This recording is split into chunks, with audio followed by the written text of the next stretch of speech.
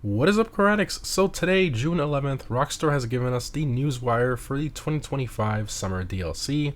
Although if you look at the date of the Newswire, it was supposed to be posted, it was June 10th, which means that they delayed this info by a day for some reason, I guess to troll us. But anyway, the new DLC is called Money Fronts and is releasing on June 17th. So let's look at our first screenshot here. We have some new cars. So our first one Rockstar confirms the name of in the Newswire is the Declasse Tampa GT. This one seems to be based on a mix of a 1967 Dodge Coronet and a 1965 Chevy Malibu. Continuing, here in the car wash we have a new wide body variant of the Cheetah Classic, which is interesting. This would of course be based on the Liberty Walk kit for the Ferrari Testarossa. And at the left corner entering the car wash, we see a brand new pickup truck. Rockstar confirms the name of this truck in the Newswire as the Karen Everon RS. This one is primarily based on the Toyota Tacoma X Runner concept. And those are all the new vehicles in this screenshot. The motorcycles here are already existing bikes in the game. The one on the left is the Wolfsbane and the one on the right is the Daemon. Now let's move on to the Newswire details. So again, this DLC is called Money Fronts and is a money laundering operation to clean up a criminal enterprise's bottom line. So kind of like a Walter White Breaking Bad car wash reference. So you're going to be able to purchase this car wash business and route your earnings through it.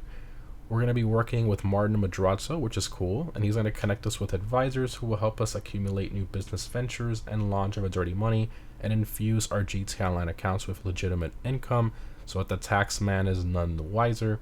So very interesting, almost like a real life illicit business or something. And in our next screenshot here, we get a look at one of the missions we're going to be doing, defending some cargo off the back of a flatbed tow truck. Now there's no new cars in this shot. However, this red one that's blurry here appears to be the Gauntlet Hellfire we already have in game with the front bumper broken off, which is kind of strange, but yeah. Continuing, we get some details about the new car wash business. So, this new business will create passive income for us and allow us to expand our holdings to include the new smoke and water dispensary business and the Higgins Heli Tours business as well. So these are supplemental fronts that will boost earnings on our existing wheat farm business and air freight cargo hangar business as well. And Rockstar states that the illegal dealings done through these legitimate establishments will attract heat, so cops, and if the heat gets too high, you have to manage the legitimate side of the operations of these businesses that generate the passive income. So probably like advertising or like supply missions or something like that to bring down that heat level. It kind of makes sense. And of course, they mentioned some of the new cars we already talked about, including the Karen Everon RS and the Declasse Tampa GT. However, they mention new Woodlander SUVs, which essentially means that we're going to be getting new off-road style SUVs, so that's going to be good. And we're finally getting a new police bike that comes with a special Summer Highway Patrol cop outfit. Next up, we have a new supercar Rockstar has teased, which is called the Overflawed Suzume. And this one seems to be based on the Aspark Owl, which is an electric hypercar.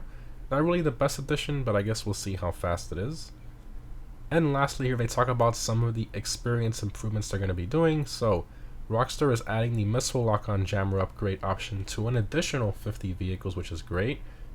They're also going to be making several cutscenes skippable on replays, which is a welcome addition for sure. And they're permanently doubling arena points in Arena War, which I think was definitely needed. And for business cell missions and public sessions, they're going to be delaying the global signal timer, which is great. And they're going to disable the annoying Boxville van delivery vehicle for biker cell missions. And finally, we end with some GTA Plus member benefits. So the new Overflawed Suzume supercar will be available to GTA Plus members for free, not surprising.